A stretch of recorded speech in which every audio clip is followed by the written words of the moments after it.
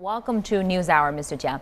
So Li Keqiang's visit to Germany and Russia is part of a prime ministerial level meeting talks mechanism. So how is Germany and Russia strategically important to China, and what can we expect from his visit?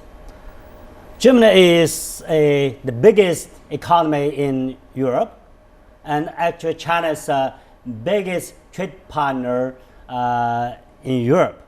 And China has a very close economic trade relations with Germany. Russia is the most important strategic partner of China. And these prime ministerial high-level talks mechanism signifies how close the relations are between China and these two countries.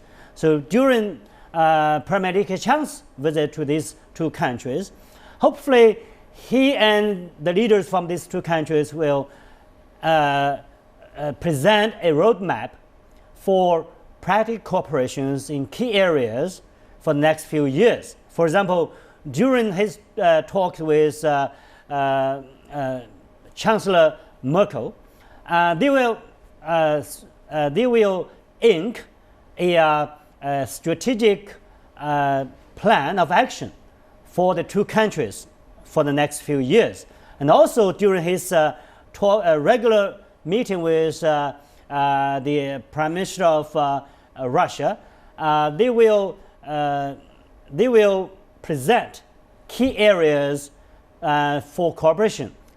These areas of cooperation include energy, infrastructure, financing, and connectivity. So these talks are very important for building strategic partnership between China and these two countries. Also, they have to find areas so that for further cooperation, so that they can build upon past success. For example, now they find a priority for innovation. So now they would like to engage in cooperation on innovation. This is a key word for the bilateral relations between China and these two countries. And apart from the strategic talks with Germany and Russia, Premier Li Keqiang is also expected to give a keynote speech at the opening ceremony of the Asia-Europe meeting in Italy. So he is expected to talk about the new economic Silk Road, the Silk Road economic belt, as well as the 21st century maritime Silk Road. How are these two concepts going to inject vitality into the Asia-Europe relations? Chinese leaders presented these two initiatives last year to countries which they visited last year during the trip to Southeast Asia, Central Asia, and Europe. And these initiatives have now received welcome and interest from many countries, many leaders of these countries.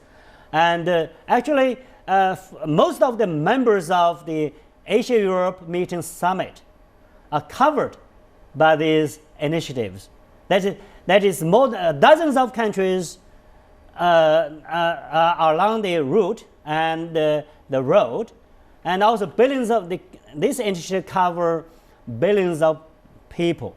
And through this initiative, China hopes to build closer relations with these countries. Actually, these initiatives involve the building of connectivity, infrastructure, and also now China has included these initiatives into its national strategy of development.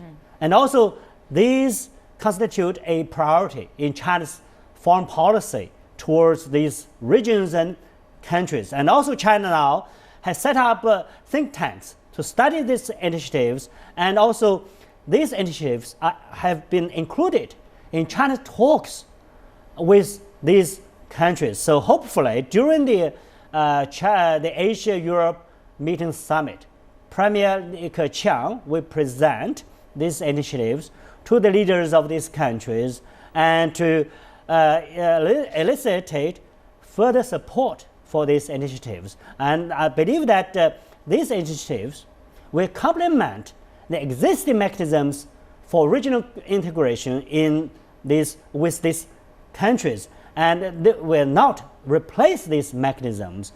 And also with these initiatives, China hopes to build this kind of relationship of mutual benefit.